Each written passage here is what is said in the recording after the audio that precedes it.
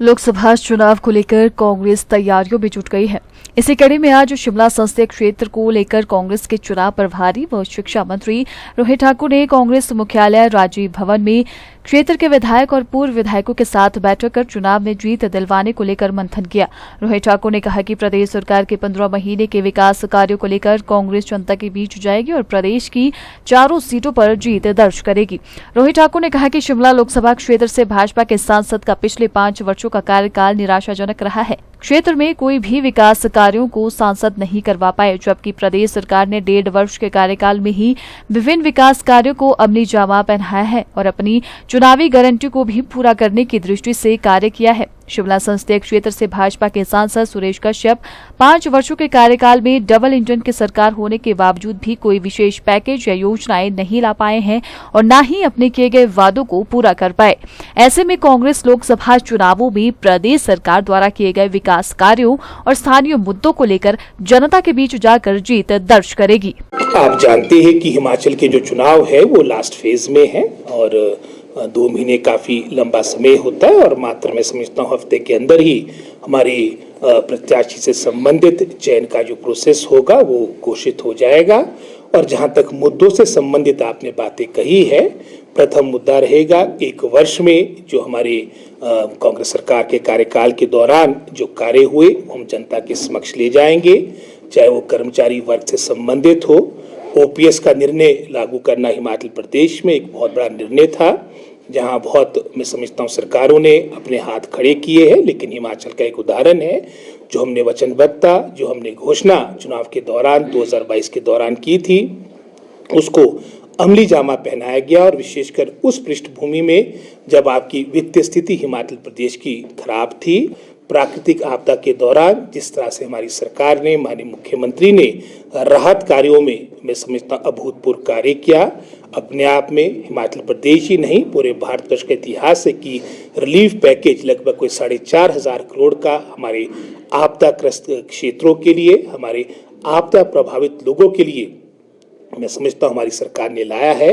और इसके अलावा जो कार्यकाल, विशेषकर मैं शिमला संसदीय क्षेत्र की बात करूँगा, जो हमारे भाजपा के सांसद रहे हैं उनका कार्यकाल निराशाजनक रहा है, पूर्ण रूप से निराशाजनक रहा है। और साथ ही साथ मैं समझता हूँ विकास के कार्य तो दूर की बात रही, उनके दर्शन भी दुर्लभ रहे हैं। कार्यकाल 5 वर्ष का रहा, मुझे लगता नहीं, क्योंकि 17 विधानसभा क्षेत्र है, वो वर्ष में भी तहसील या सब डिविजनल हेडक्वार्टर में भी कभी आए होंगे। अब चुनाव का समय, अब तो उनका आना मैं समझता हूँ पॉलिटिकल रीजन से बनता ही है।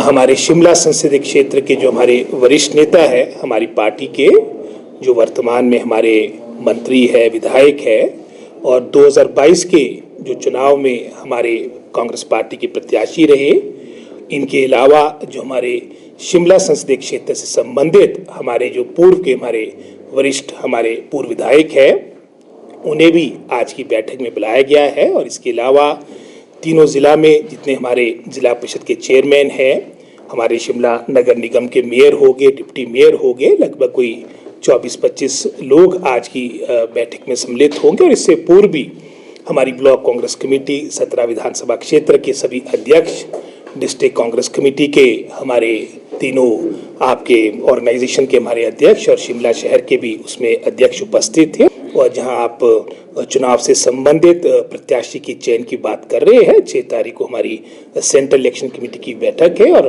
मुझे पूर्ण आशा है कि कुछ दिनों के अंदर, मैं समझता हूँ 4-5 दिनों के अंदर हमारे को कांग्रेस पार्टी के हमारे सभी, चाहे हमारे शिमला संसदीय क्षेत्र की बात और अन्य हमारे पार्लियामेंट और विधानसभा क्षेत्र जहां उपचुनाव होने वाले हैं, सभी जगह कांग्रेस पार्टी की प्रत्याशियों की सूची जारी हो जाएगी।